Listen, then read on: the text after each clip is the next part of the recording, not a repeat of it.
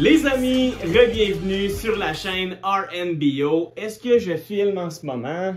Yes! Messieurs, dames, re-bienvenue sur la chaîne RNBO. J'espère que vous allez bien aujourd'hui. On se retrouve parce que motadine qu'il y a des grosses nouvelles dans le monde de la lutte en ce moment. Première nouvelle, notre cher Jey Uso ne fera pas le main event de WrestleMania, malheureusement.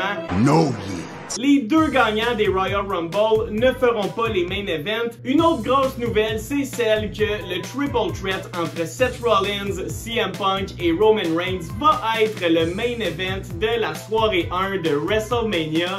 Un blockbuster, fallait s'y attendre, mais selon moi, la plus grosse nouvelle qui est sortie des dernières semaines, c'est l'arrivée imminente de Rey Fénix à SmackDown qui s'en vient le 4 avril à SmackDown à Chicago. Les mots manquent les boys pour vous dire à quel point je suis hype sur les débuts de Rey Fénix. Depuis quelques semaines qu'on voit des petites vignettes d'un lutteur luchador qui lutte et oh my god, tout de suite on a reconnu Rey Fénix. Il est arrivé à la WWE. Là je vous le dis, on parle de quelqu'un qui dans le ring est meilleur que son frère Penta. Sincèrement, plusieurs disaient qu'il était le futur de la AEW. Rey Fénix, qui arrive à SmackDown, va révolutionner notre façon de regarder la lutte, les chums.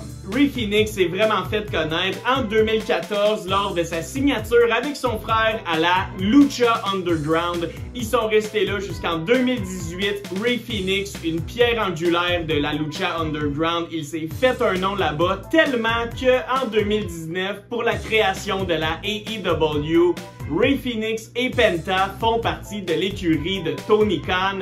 Grosse prise et c'était juste le début pour les Lucha Bros et plus précisément pour Rey Fénix. Parce que leur arrivée à la AEW nous a fait voir de la lutte par équipe comme on n'en a jamais vu en Amérique du Nord. Ils sont venus révolutionner le monde de la lutte par équipe avec des matchs incroyables, notamment celui contre les Young Bucks. On peut penser à leur match d'échelle, mais aussi à leur match de cage. Bref, les Lucha Bros ont mis leur corps sur la ligne à chaque fois qu'ils ont lutté à la AEW. Mais là, je vous en parlais, le potentiel est illimité chez Rey Fénix, mais lors des dernières années, Tony Khan ne l'a tout simplement pas utilisé comme il l'aurait dû. Rey Fénix a eu son lot de blessures, mais il était prêt à revenir et on ne l'a pas vu à la AEW. Silence radio. J'ai l'impression que c'est un thème très récurrent à la AEW. Le manque de traitement de ses stars. Eh bien, Rey Fénix est vraiment mal fait traiter à la AEW et il a posté sur Twitter: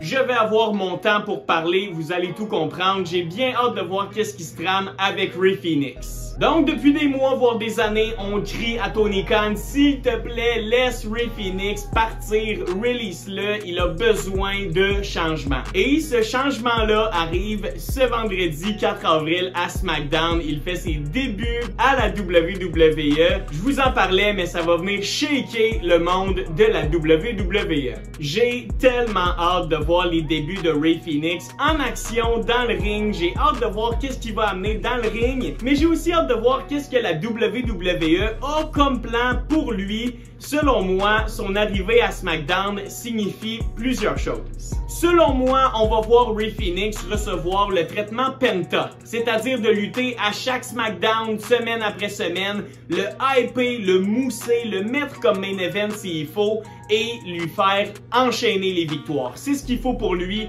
nous le faire découvrir. Chapeau à la WWE d'avoir créé cette entité qui est Penta. On veut la même chose de Rey Fénix du côté bleu. C'est tellement important, surtout dans les débuts d'un lutteur, de bien le montrer au public, de nous montrer tout son arsenal, de lui donner du temps dans le ring et surtout de lui donner une bonne chanson, une bonne entrée. La WWE a de la job puisque Rey Fénix mérite un traitement de star. Reste à voir s'il va l'avoir. Rey Fénix va nous amener de la lutte jamais vue à la WWE. Sincèrement, je vous invite à regarder la multitude des vidéos que je vous mets à l'écran de Rey Fénix qui fait des acrobaties à tout casser. Le gars est impressionnant. Le gars a le meilleur ring control au monde et il arrive à SmackDown. C'est incroyable. Parlons un peu de la réaction des fans. Eh ben les fans, ils sont hype. Ils l'ont reconnu comme moi, comme vous, je suis certain. On est tous hype de voir Rey Fénix commencer. J'ai vraiment pas vu de commentaires négatifs. S'il y a du négatif sur Rey Fénix, eh bien cette personne-là n'a tout simplement pas hâte de voir de la lutte de qualité. Mais là, avec l'arrivée de Rey Fénix, il faut parler de quelques petites rumeurs qui pourraient arriver pour lui à SmackDown. La première constatation que je peux faire, eh bien, c'est que si on amène Rey Fénix avant WrestleMania, c'est forcément parce que Rey Fénix va être à WrestleMania, fort probablement, selon moi, dans le match intercontinental avec Penta, avec Bron Breakker, avec Dominic. Bref, c'est vraiment une histoire qui se construit du côté de Raw, mais je serais vraiment pas surpris qu'un dernier spot pour ce match-là s'ouvre et que Rey Fénix débarque à WrestleMania pour faire ses débuts, pour être le dernier participant de ce match par échelle-là. Insane, on aurait le face-off entre les deux frères Penta et Rey Fénix, WrestleMania moment. Wow, book it! Si on pense à une autre storyline du côté de Raw qui pourrait peut-être éventuellement toucher Rey Fénix, c'est celle de notre cher Grande Americano Chad Gable, lui qui est allé au Mexique, qui a trouvé quelqu'un qui lui a donné le masque, peut-être quelqu'un qui va lui apprendre comment être un bon luchador. Est-ce que cette personne-là pourrait être Rey Fénix au final?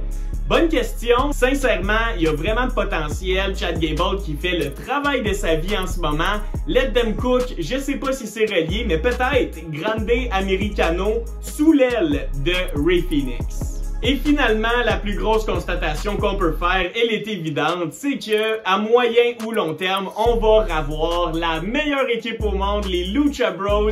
On va les revoir ensemble, une belle équipe babyface qui vont venir donner un mordant, un croquant, un côté spectaculaire à cette division par équipe tellement boring en ce moment. Je suis tellement hype pour l'arrivée de Rey Fénix, j'espère que vous l'êtes aussi, donc écrivez-moi dans les commentaires, on est hype ou pas sur Rey Fénix, est-ce que c'est juste un gros feu de paille ou si on a tous les raisons du monde d'être excité puisque c'est quelque chose de phénoménal qui s'en vient. Donc d'ici là, portez-vous bien la gang, prenez soin de vous et de vos proches, c'était votre boy Larry et comme on se dit comme d'habitude, take care and peace!